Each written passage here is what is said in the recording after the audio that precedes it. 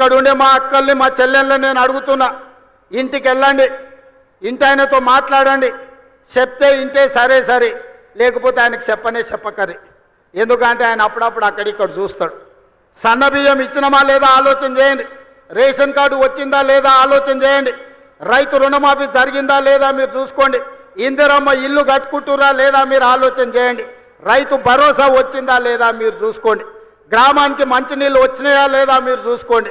మీ అన్న, మీ సోదరుడు, మీ తమ్ముడు, మీ రేవంత్ అన్న ఎప్పుడు వచ్చినా మిమ్మల్ని కలుస్తున్నాడా లేదా చూడండి. ఆ ఏళ్ళ ముఖ్యమంత్రి ఎట్లుండే, ఇవాళ మీ అన్ననో మీ తమ్ముడో ఎట్లున్నాడో ఒక్కసారి ఆలోచన చెయ్యండి. అందుకే ఇవాళ ఎవరు ఎట్లున్నా 10 ఏళ్ళు మనం ఉంటాం. నేను ఈ వేదిక మీద నుంచి ఒక్క మాట స్పష్టంగా చెప్పదలుచుకున్నా, ఆశపడుతున్న వాళ్ళకు ఒంటె పెదాలంట ఊగులాడుకుంటూ ఉంటాయి, కింద నక్క కూర్చొని ఎదురు చూస్తుందంట ఒంటె పదాలు రాళ్ళు పడితే ఎత్తుకొని ఉరుకుదామని.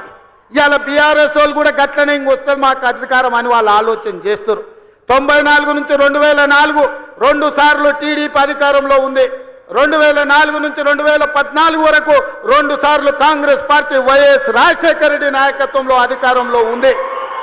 2014 నుంచి 2024 వరకు చంద్రశేఖరరావు అధికారంలో ఉన్నాడు. 2024 నుంచి 2034 వరకు కాంగ్రెస్ పార్టీ కార్యకర్తల అధికారంలో ఉంటారు. 10 ఏళ్ళు తెలంగాణ గడ్డ మీద కాంగ్రెస్ జెండా రెపరెపలాడుతూనే ఉంటది. 2035కు తెలంగాణ ఆదాయాన్ని $1 ట్రిలియన్ ఎకానమీగా మార్చి ప్రపంచంతోనే పోటీ పడే విధంగా తెలంగాణ రాష్ట్రాన్ని తీర్చిదిద్దుతాం. శాతనైతే మామొస్తాడో, అల్లుడొస్తాడో, బామార్దొస్తాడో, బిడ్డొస్తాడో, మొత్తం కట్టగట్టుకొని జాతంత వస్తుందో రాపో బిడ్డ, మా కాంగ్రెస్ పార్టీ కార్యకర్తలు చూసుకుంటారు. మీరందరూ ఒక పక్కన నిలబడండి, మా కాంగ్రెస్ పార్టీ కార్యకర్తలు ఇంకొక పక్కన నిలబడతారు. 10 ఏళ్ళు ఎవడు వచ్చినా, ఎవడు ఏడ్చినా, ఎవడన్నా పోయి బాయిలో దుంకి సచ్చినా ఇందిరమ్మ రాజ్యమే ఉంటుంది, రైతు రాజ్యం ఉంటుంది. వ్యవసాయం దండుగ కాదు, వ్యవసాయాన్ని పండుగ చేసి ప్రతి కాంగ్రెస్ పార్టీ కార్యకర్తను వాళ్ళ జీవితాన్ని ప్రజలకు అంకితం చేసే విధంగా మన పరిపాలన ఉంటుంది.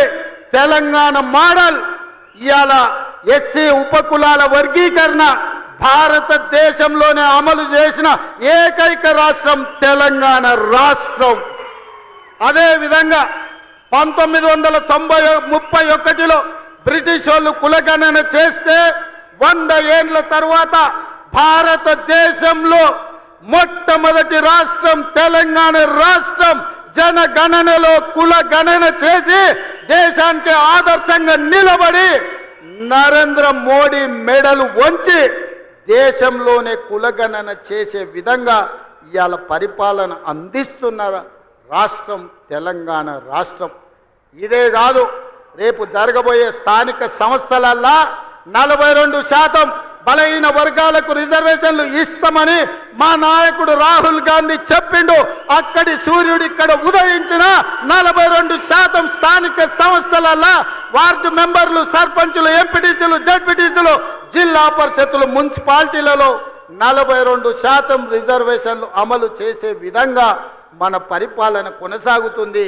పాలితులుగా ఉన్న వాళ్ళను పాలకులుగా చేసే వాళ్ళను ఇవాళ మనము చేస్తాము.